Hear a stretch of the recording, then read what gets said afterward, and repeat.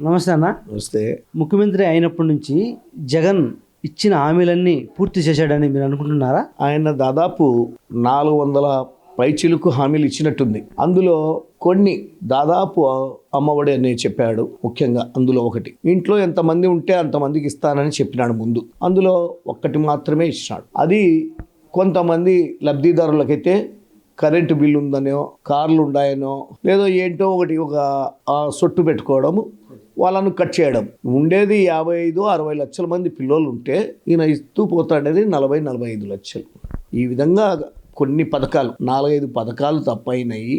వేరేటి ఎటువంటి పథకాలు ప్రజలకు ఉపయోగపడేటి ఎటువంటివి లేవు ఈయన దాంట్లో. ప్రత్యేక హోదా కానీ, రైల్వే జోన్ కానీ, ఇంకా తర్వాత వచ్చేసి రాజధానిని ఎక్కడో బ్రహ్మాండంగా చేస్తానని చెప్పడం, అమరావతినే మళ్ళీ ఇంకోటి కాదు. అప్పుడు ఎన్నికల ముందు చెప్పడం ఏమంటే, రాజధాని అమరావతిని నేను బ్రహ్మాండంగా తీర్చిదిద్దుతా, ఎన్నో పరిశ్రమలు వస్తాయి. కడపకు ఉక్కు పరిశ్రమ అన్నాడు. ఉక్కు పరిశ్రమ 5 ఏళ్ళు టీడీపీ హయాంలో చేయలేకపోయినారు, నేను చేస్తానని ఆయన ఎక్కుతానే 3 సార్లు భూమి పూజ చేసి ఇంతవరకు కూడా అతి లేదు గతి లేదు. ఇటువంటి అన్ని హామీలన్నీ ఇచ్చి ప్రజలందరినీ మోసపుచ్చి ఈయన ఒక్కసారి అని ప్రజలకు చెప్పడంతో ప్రజలందరూ నమ్మి ఇతనికి గుత్తాధిపత్యంగా ఓట్లేశారు. అంత తప్పితే ఇతని మీద ప్రేమని జాలిని కాకుండా వాళ్ళ తల్లి తండ్రులను చూసుకొని ఒకసారి చూస్తాం అనే ఉద్దేశంతో ఓట్లేసినారు. ఓట్లేసినాక ఈయన మొత్తం అందరికీ శటగోపురం పెట్టాడు. ఎన్నికల ముందు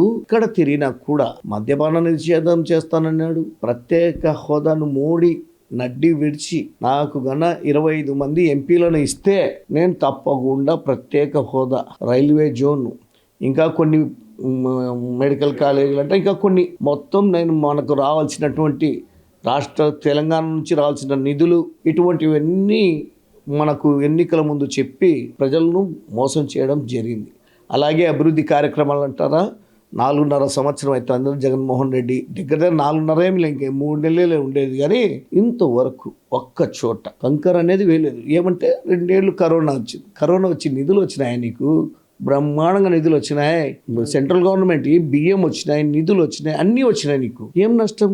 దాని తోడు దగ్గర 8 లక్షల కోట్లు అప్పు చేసినాం. ఈ డబ్బులన్నీ ఎక్కడి పోయినాయి? 8 లక్షల కోట్లు డబ్బు ఎక్కడి పోయింది? రేపు గన ఈ జగన్మోహన్ రెడ్డి ప్రభుత్వం ఎలాగో దిగిపోవాల్సిందే. ఈ జగన్మోహన్ రెడ్డి ప్రభుత్వం ఈయన బండారం అంతా బట్ట బయలయ్యేదానికి ఆయన సిద్ధంగా ఉండాలి, మళ్ళీ జైలుకి వెళ్ళడానికి. ఈసారి కాంట్రాక్టర్లు ఎక్కడైనా కానీ 5 లక్షల పని ఉంటే కాంట్రాక్టర్ పరిగెత్తుకుంటూ వచ్చి నేను చేస్తాను అంటారు. ఈయన ప్రభుత్వంలో 5 కోట్ల పని ఉంది, 1 కోటి రూపాయల పని ఉంది, నీకు రారా నైనా, అధికారులు పిలుస్తున్నారు రా అని, చేస్తూ రారా నైనా అని పిలుస్తా అంటే మాకొద్దు బాబు అంటారు.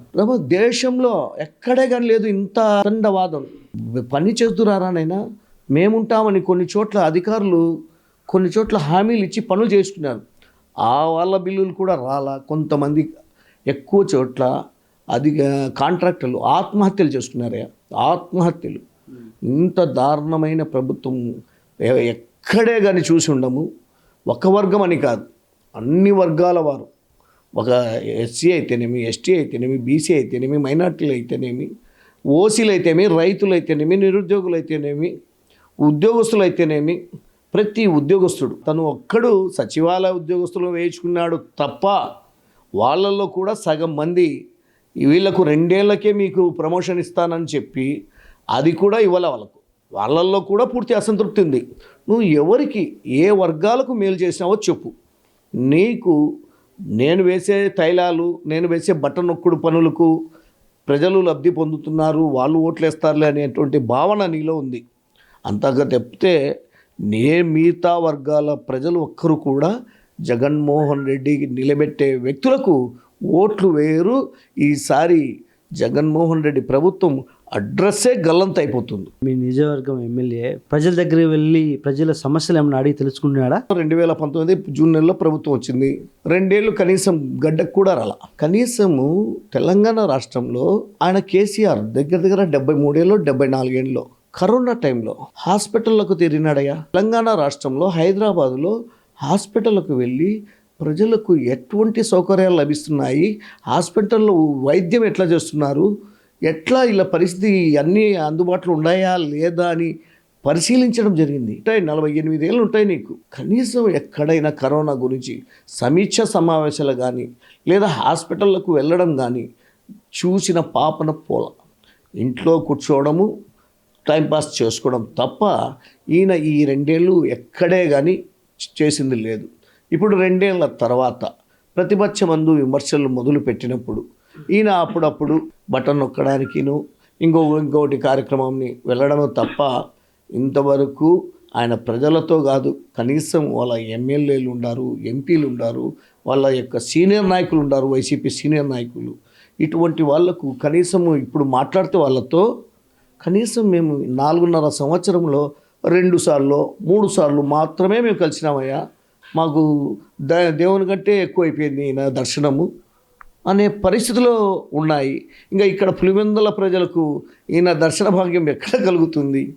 ఎప్పుడో రాజశేఖర రెడ్డి గారి వర్ధంతో జయంతో క్రిస్మస్కో వస్తాడు.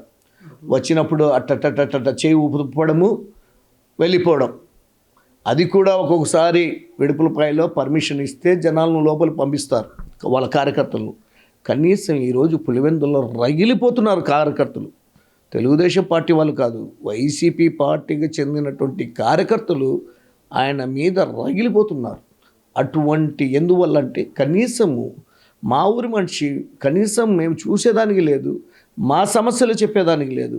ఎంతోమంది నిరుద్యోగ యువకులు ఉపాధి కోసము ఎదురు చూస్తున్నారు. మాకు ఎక్కడనో ఒక చోట ఉపాధి కల్పిస్తాడేమో, మా కళ నెరవేరుతుందని చాలామంది నిరుద్యోగులు ఎదురు చూస్తున్నారు. ఈయన ఎక్కిన నుండి రోడ్లు, ఏదో మెడికల్ కాలేజీ, ఇటువంటి కొన్ని కార్యక్రమాలు తప్ప అవి కూడా పూర్తి అవుతాయని నమ్మకం లేదు. ఈ 2 ఏళ్లలో మొదలుపెట్టారు. వేంపల్లో అయితే ప్రతి రోడ్డు తెలుగుదేశం పార్టీ హయాములో దాదాపు 1000 కోట్ల రూపాయలతో సిమెంట్ రోడ్లు వేసినాం మేము వేంపల్లలో. మొత్తం టోటల్లీ 1000 కోట్లు దాదాపు. ఈ రోడ్లన్నీ ఈరోజు ఈ వైసీపీ ప్రభుత్వము ఏదో అండర్ గ్రౌండ్ డ్రైనేజ్ అని, పైప్ లైన్ అని మొత్తం అస్తవ్యస్తం చేసి పగలగొట్టేశారు. ఇప్పుడు వేంపల్లలో రోడ్లన్నీ పూర్తి స్థాయిలో పని చేయాలంటే 1000 కోట్లు డబ్బులు కావాలి. ఎక్కడి నుంచి వస్తాయి డబ్బులు? ఎక్కడి నుంచి వస్తాయి? చిన్నపాటి వర్షం వచ్చినా కూడా వేంపల్లె ప్రజలు నడచాలంటే, వేంపల్లె అనే కాదు ఎక్కడైనా మన పులివెందుల తాలూకాలు అన్ని చోట్ల రోడ్లు నిర్దాక్షిణ్యంగా పగలగొట్టారు. ఒక ప్రణాళికాబద్ధంగా లేకుండా వీళ్ళు పనులు చేసుకుంటూ పోతున్నారు తప్ప వీళ్ళ జోబులు నింపుకోవడానికి ఈ పనులు తప్ప ప్రజలకు మేలు చేయాలనే ఉద్దేశం వీళ్ళకు లేదు.